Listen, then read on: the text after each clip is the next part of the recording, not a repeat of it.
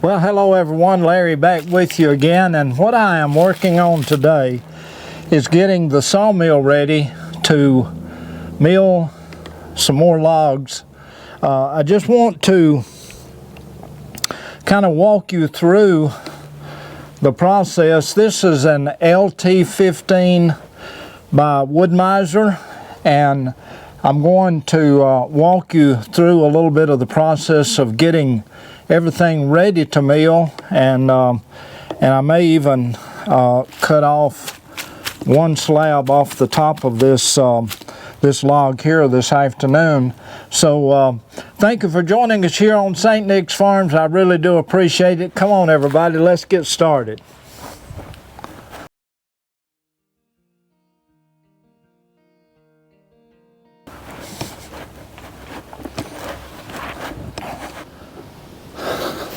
This is one of the best friends of a sawmill, and that is an oil can.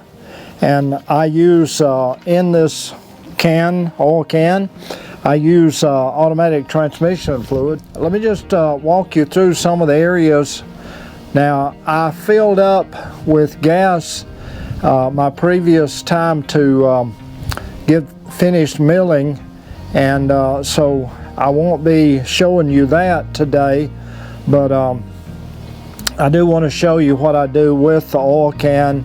And as far as the engine itself on the LT15, checking the oil, the size of the engine, and some of the other details about it. Because the LT15 is somewhat of a cantilever sawmill head configuration, it does ride on the opposite rail, but the main bearing of the weight is on this rail here. And so what I do is I take my oil can and I just kind of run my finger along the side, and I go down through here just pumping it. And when I finish up with this and the fluid kind of levels out, it gives me a good coating of oil on this rail here. And I try to do this just about every time that I mill. And you can see already along this area here where the fluid is filling in real well, and that really does a good job of coating that. This is the other rail, the other side of the mill. And I basically do the same thing here, is just run down my finger along the edge as the guide, and I just kind of pump as I go and get a good coating of fluid on this side also. As I said earlier, the oil can's one of the best friends of your sawmill. After I finish up with that, I just take the mill and go down. There's some pads inside these areas here.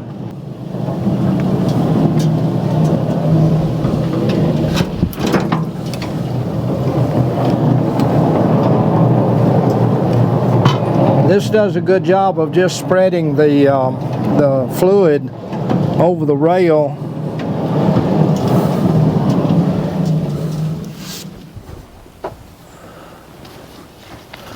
This chain here goes up to it raises and lowers the head of the sawmill, the height gauge, and I usually keep this pretty well oiled up also. And what I do is just kind of right here at this cog where the chain goes around, I just put my tip of my can there and pump it, and that way, I don't know if you're able to see it or not, but the fluid just kind of travels down the chain, lubricating the chain.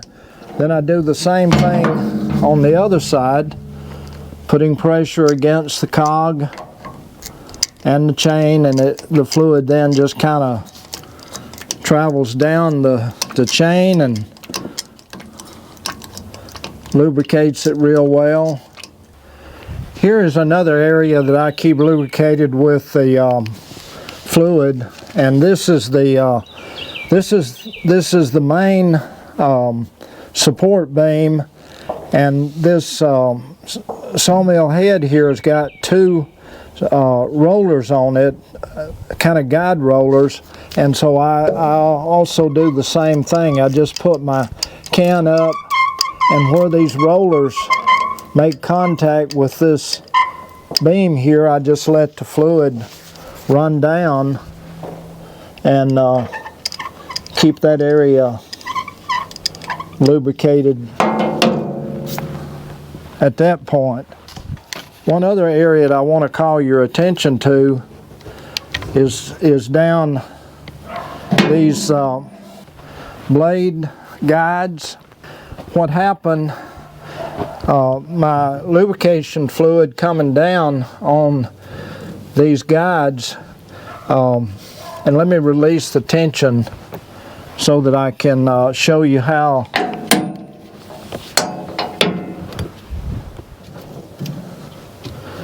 the fluid coming down gets up in here, and on that one over there, it got up in there and it actually rusted the bearings, and I guess from lack of use for a little period of time. And so I just take some of my fluid and kind of give it a good little squirt up in here, just to try to see if I can get some of the fluid up in there, so that it'll kind of help as far as preventing that from happening again in the future. Since I released the tension on the blade, let me just go ahead and show you how you adjust the tension on the blade. Twisting this large nut here moves this in and out, and I don't know if you can see it or not, but there's a red washer here, and to have proper tensioning, once the blade is under tension, this red washer needs to be aligned with the top of this bolt here. And let me go ahead and put tension back on the blade, and I think you can see now the red washer is exactly in line. There we have it. The little red washer is in perfect alignment with the head of that bolt, which means that we've got proper tension on the blade. The engine or motor on this sawmill, the LT15 that I have, is a Kohler Command Pro, and this is a 14 horsepower engine. It seems to do a really good job as far as the milling that I do is concerned. I've not had a problem with the mill, or the motor that is, binding down or slowing down, or seem like it's under a real load with any of the wood that I have sawn on the mill so far. And I've sawn some pretty good size hardwood logs. Most of what I saw is softwood or the pine. This motor seems to do a pretty good job of sawing anything that I have put on the mill so far. As I said earlier, I've already put gas in the tank. One of the things I always want to do prior to starting the mill is to check the oil level, and we have the dipstick here on this side, and let's see if we can get it up here where you can see it. The first thing that I notice is that the oil is very dark, and indicates that we need to change the oil in the mill.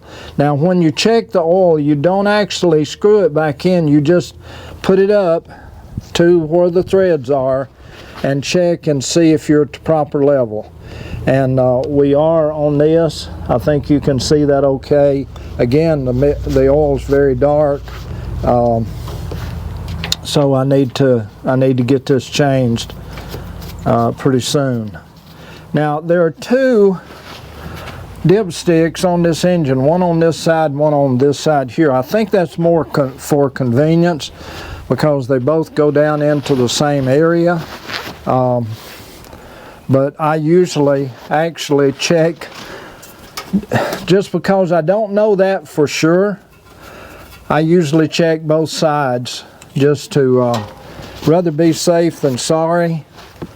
And again, performing the same technique, and as you can see, the oil level is okay in the motor. Filter's okay, checked it not too long ago. The filter's fine on this engine. Okay, now that I have got all the Sawmill lubricated, I've got a new blade on the mill, our new band. This is a bandsaw type sawmill. So I've got a new blade on it, got everything lubricated, checked the oil in the motor. Everything seems good there. I'm going to put on my earphones, move the engine and fuel lever over to the on position. I'm going to pull the choke on, make sure that the motor is disengaged from the blade. Everything looks good, nothing in the way, no one is in the area. I'm going to let's see, we'll run the throttle up about halfway, get a good solid grip on the starter rope. Let me just tell you real quick regarding the starter rope. I probably hadn't had the mill over a couple of weeks, and I pulled on the starter rope, not really holding it firm, and the recoil of the engine jerked the starter rope out of my hand, and when it came back just enough to hit the fuel and on lever and broke it off up in here. And so I went to Wood-Mizer, and they sent a new lever. It's not like the one that was on it. The one that was on it had a little larger handle area here. This one is more like the choke lever, but it just taught me a lesson that when I get ready to crank the mill, I want to make sure that I get a good grip, and so I usually use both hands when starting it. So we'll see how this goes.